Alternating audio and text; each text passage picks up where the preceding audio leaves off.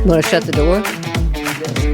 Hello, and welcome to Prime Women's Crazy Good Aging Podcast, where we celebrate women who are aging boldly, living fully, and sharing the wisdom that helps us all do the same. Today's conversation is an especially important one, and I really want all of you to lean in on this one, because whether you feel perfectly healthy or not, heart disease is the number one killer of women. Yet so many heart conditions can be silent for years with no dramatic symptoms, no warning signs until suddenly there are. My guest today and friend, Cynthia Pharr, knows this firsthand. Cynthia experienced a major heart complication that ultimately required open heart surgery. What makes her story so powerful is that, like many women, she didn't feel sick. And today she's doing well, but she's passionate about making sure other women don't ignore what they don't yet feel. Joining us as well is Dr. Zarina Sharalaya, one of the physicians who treated Cynthia. Dr. Sharalaya specializes in women's heart health and brings deep expertise and clarity to what every woman needs to know about her heart, especially as we age. Welcome, Cynthia and Dr. Sharalaya. Thank you. Thank you. Okay, Cynthia, I'd like to start with you. Okay. Because take us through your heart journey, how it started and ultimately what happened. I will do that. I feel blessed to be able to share my journey, because I do think there are a lot of people walking around who have hidden heart risk. It's somewhere up in your family tree and you don't even know it. But about 4 years ago, I thought I was a picture of health. I had a healthy lifestyle, exercise, diet, all of that. But my doctor thought he wanted me to do a particular test because my cholesterol was creeping up, even though I had this healthy lifestyle. So he recommended a stress echocardiogram. And I went for that test. I didn't feel like I belonged there. I was kind of smug looking around the room of the clinic. But I went for it. They put me down on the table. They did the sonogram that some of you may be familiar with, focused on the heart. Then on a treadmill to raise the heart rate. Then back on the platform, on the bed for the sonogram. The technician was spending lots of time in a particular part of my heart, like the lower left-hand part of it. And then she left and came back with a doctor. And I said, "What are you doing?" And the doctor, with the worst bedside manner ever, said, "We're trying to decide what kind of heart surgery you need." Oh, no. I sat straight up and said, "Wait a minute, you've got the wrong patient. You've got your records mixed up. I'm fine. My heart is fine." And she said, "No, it isn't. You have a severe genetic condition in one of your valves, and if it gets worse over time, it can become quite dangerous." I left just floored because I went there not expecting anything. About a year went by with my cardiologist team just watching me, not doing much of anything, but it was a year of high anxiety for my husband and me because we were waiting for something awful to happen. We walked around with an AED, a defibrillator. We literally put it in the back of the golf cart. We took it on vacations. It was just awful. And then my cardio team decided that it might be time to insert a monitor, a little tiny thing about the size of a ballpoint pen and maybe an inch or two long, just right under the skin that would report what was going on with my heart 24/7. I felt like I was being looked after then. Somebody was paying attention. But 2 years went by. I resumed my busy lifestyle, travel, exercise, everything. Absolutely nothing went on. But then last February, I was exercising and I passed out. I did a face plant in front of a bunch of people, and I was more embarrassed than concerned. I didn't even think it had anything to do with my heart. But a few days later, the cardio team called and said, "You need to come in. You've had the kind of episode that we were watching for. You had a VT. That's not a heart attack, but it's a kind of arrhythmia that can cause sudden cardiac arrest."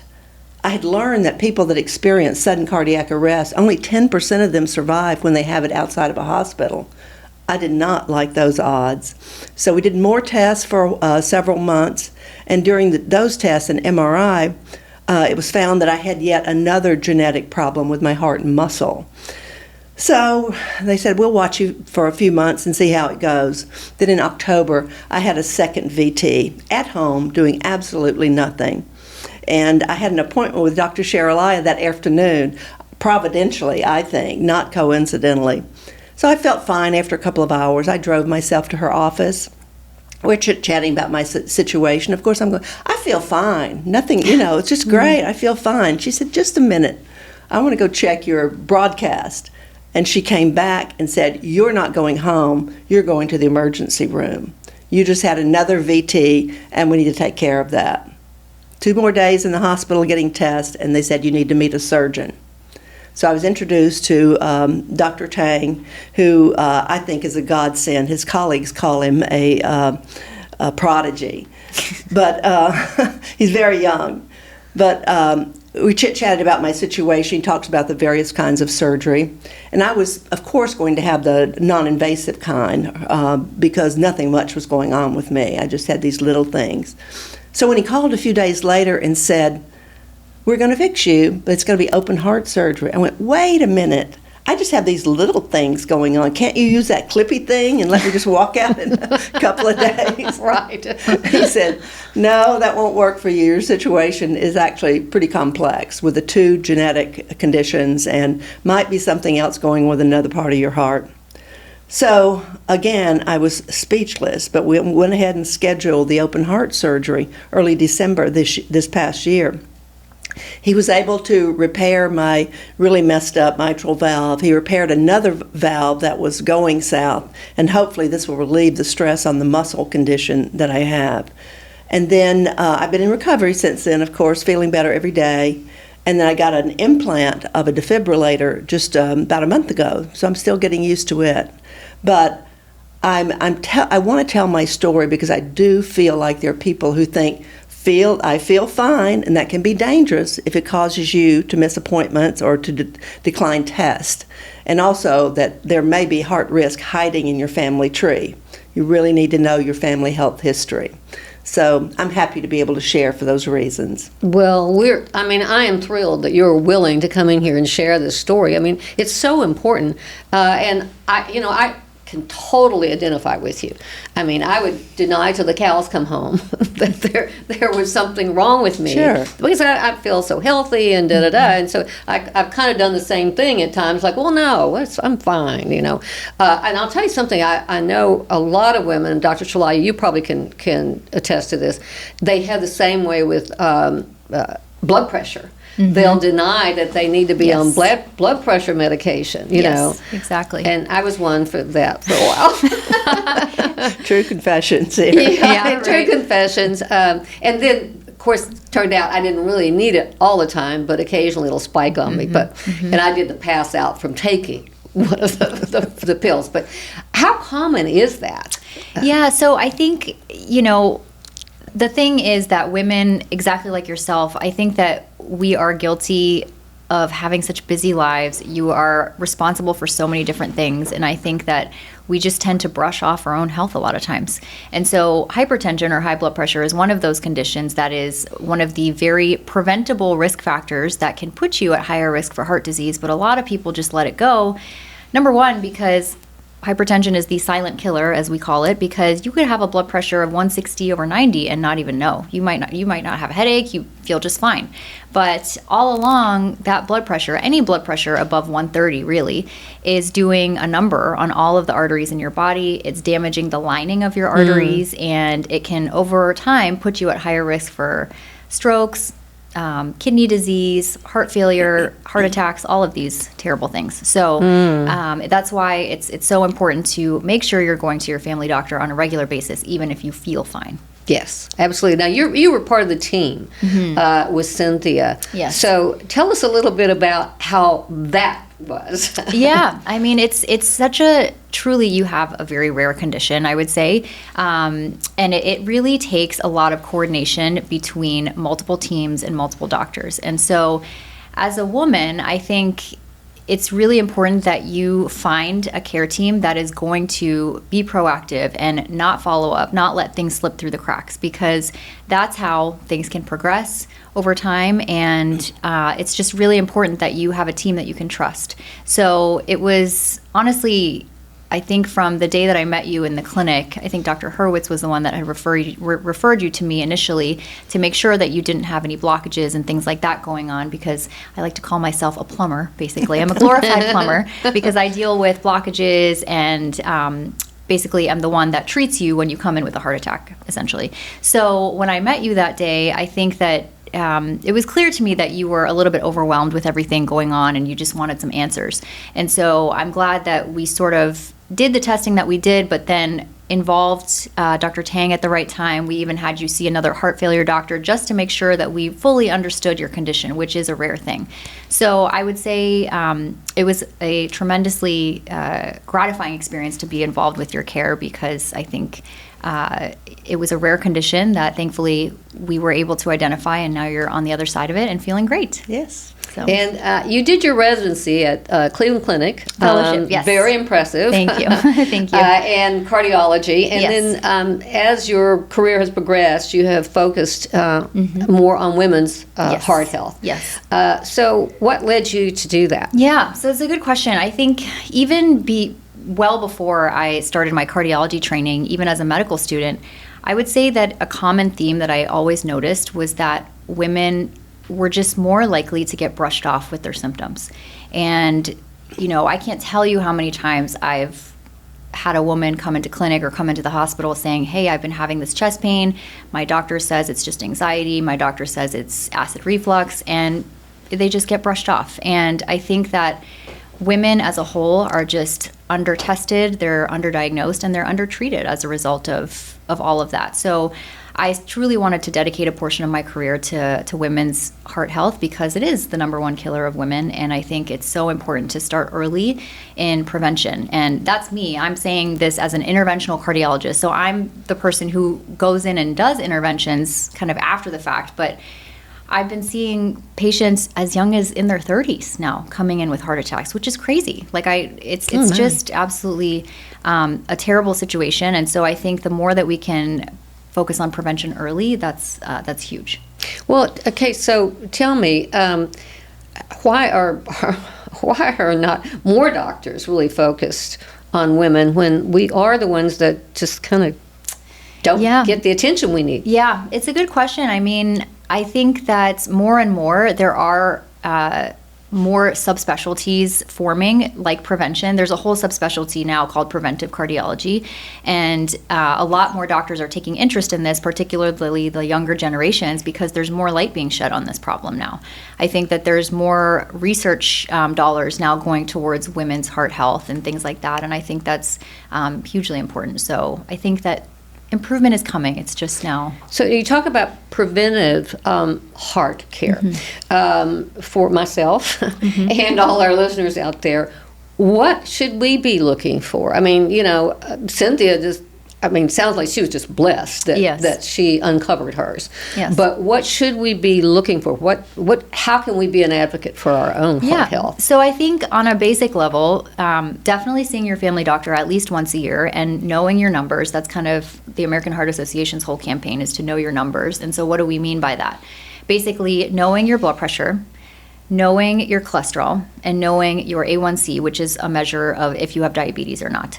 So these three things are very important to sort of target to prevent heart disease in the future. So if you do have elevations of one of these things, that's something to jump on right away, and make sure you are set up with a family doctor that can follow up with you and work with you vigilantly on keeping these things under control. And referring you to a cardiologist if needed based on any abnormalities of these things. So that's one thing I would say, definitely going and seeing a family doctor on a regular basis. The second thing is to pay very close attention to how you feel when you are walking, when you're climbing a flight of stairs, or when you're exercising. And really ask yourself, am I able to do everything that I want to do in this workout? And if you are finding that one day you're not able to walk that mile like you usually do because you're just extra tired, or you're feeling a little bit short of breath, or a little dizziness here and there, palpitations. These are things that you really need to be in tune with. And I feel like a lot of women tend to just kind of write them off. And make sure you see a cardiologist, and make sure you see a cardiologist that's going to take you seriously and not just brush you off. So Right. Another thing I'd add, it's not necessarily from the American Heart Association, but is to know your family history. Yes. Even though in my case, I don't know of a single person in my family tree that has had a heart attack or a debilitating stroke. My dad his cause of death at 89 was congestive heart failure, but I thought that meant old age. But I've learned since that I have a brother that has something similar to me. I didn't even know it until I got diagnosed. And I've learned, because I knew it was genetic, my 2 biological sons have been evaluated, and they do not have what I have, because genetics can skip around. You know, it can skip generations, it can skip among siblings or whatever. But if you have something like, I had a heart murmur that was always dismissed. That's huge. I mean, a lot of people have that. It's always dismissed, but I now know that can be a sign of something deeper that needs to be looked into. That's a big thing, is if your family doctor says, oh, I hear a little heart murmur, and a lot of times patients come to my office and say, oh, I've had that for years. I'm like, okay, we need to look into this, because that's something, exactly like you said, that can be an early issue that we need to identify and try to prevent from getting worse. So one other thing, when you talked about family history, I think that this is something that's really, a lot of research is being done about this. I don't know, have either of you heard of lipoprotein A? Yes, I have. Okay. Oh, actually, I have. Yeah. I read about that the Yeah, other so day. it's basically another test. It's a blood test that should be checked at least once in everybody's lifetime. And lipoprotein A is basically kind of like an LDL-like particle, which LDL is the bad cholesterol, which it's known in layman's terms. But lipoprotein A, it's a genetic thing, so you can't do anything to change it with diet, exercise, all of these things. But if it is elevated, it is a more genetically based marker for heart disease. And so even if your cholesterol panel is stone cold normal, you could have an elevation of this and be at very high risk for having a heart attack or something like that early on in life. So I think that this is something that you need to really ask your family doctor or one of your doctors to just add on to your next blood panel. And if it's elevated, you really should see a cardiologist. This is the first time I've ever had it on a blood panel. And I don't know why. Maybe it was age. Yeah. Because I'm 76. And it was on the panel. I hadn't seen it before. Yeah. Thankfully. It was Thankfully normal.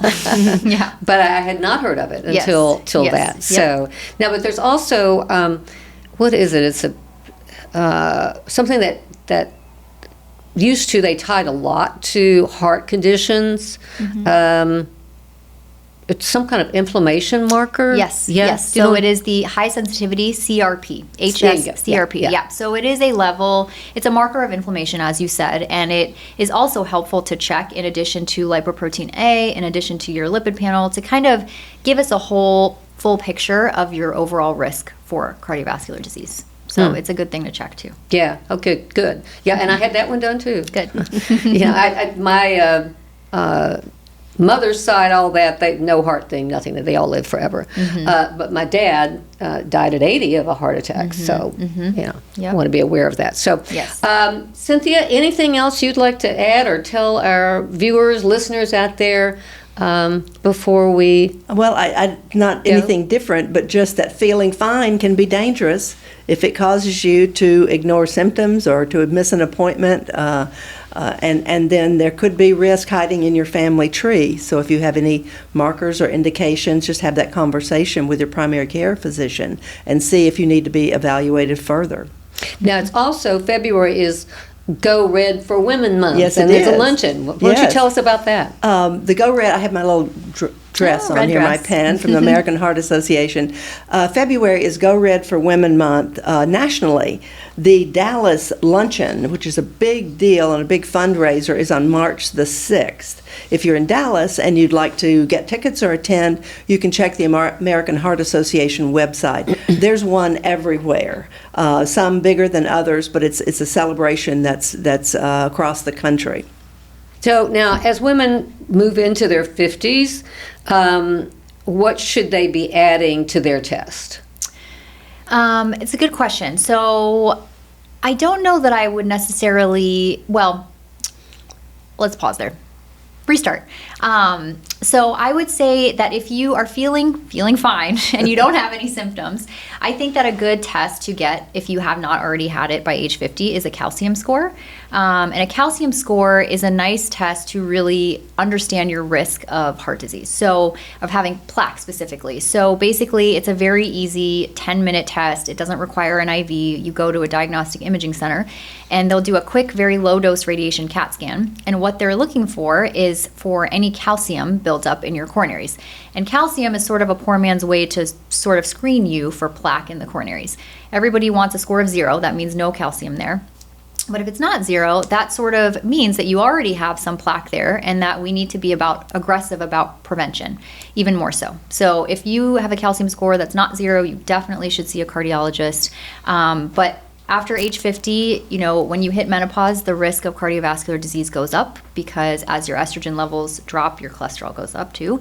And so I think it is extremely important at that point, regardless of symptoms or not, you should see a cardiologist just to get an evaluation and understand your risk of having a heart attack or a stroke in the future in the next 10 years to see what we can do to reduce that risk. Right.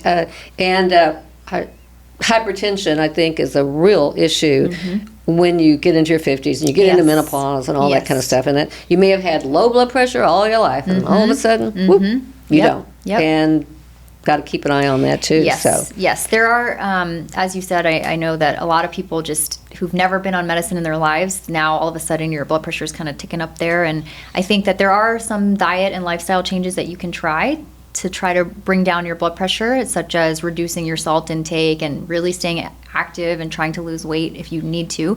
But at the end of the day, if you need to take one medication, I think it's worth it to really avoid the risks of all the bad things that can happen with high blood pressure. Yeah, I can attest to that. No one eats better, does more exercise than I do. Yeah. And it still spikes on me in certain times, so you do have to watch that. Yes. Well, ladies, this was just fabulous, and I know everyone out there is going to be so interested in hearing this, and I want all the women out there to take heed. Yes. Look after their health. Absolutely. Yeah. Yes. Yep.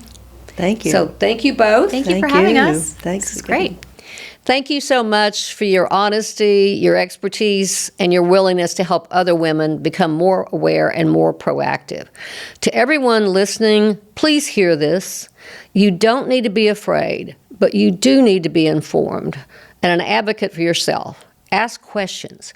Pay attention to your body. If this episode helped you, share it with another woman you love. It might be the nudge she didn't know she needed. Be sure to like and subscribe our podcast. Also visit us at primewomen.com, where you will find hundreds of articles on staying healthy, informed. Also subscribe for our weekly newsletter. It's free. This is Crazy Good Aging. I'm Dorothy Shore, and I'll see you next week.